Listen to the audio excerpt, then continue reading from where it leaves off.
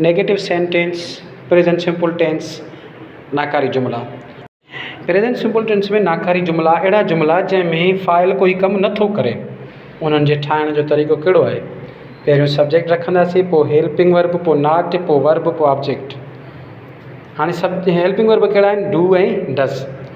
ही, she, it ऐं हिकिड़ो नालो, उन्हनि सां हमेशह डज़ पवंदी ऐं पोयों नॉट रखंदव। उन खां सवाइ आई, वी, यू, दे ऐं घणा नाला हुजनि त पोइ छा कंदव? उन सां गॾु डू रखंदव ऐं पोइ वरी नॉट रखंदव। नोट यादि रखो त जेको असां असर्टिव पढ़ियोसीं न, उन में असां फेल सां वर्ब सां छा लॻायूं पिया? एस। हिन ज़माने में एस न पवंदी वर्ब सां, इहा शइ यादि रखंदव।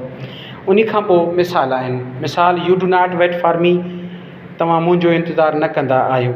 हिते यू सब्जेक्ट आहे, हिन सां गॾु डू नॉट पवंदो। ऐं ॿियो मिसाल आहे, he does not tell a लाई, ही कूड़ न ॻाल्हाईंदो आहे। हिते ही सब्जेक्ट ही आहे त हिन सां छा रखंदासीं? डज़ रखंदासीं, डू न रखंदासीं।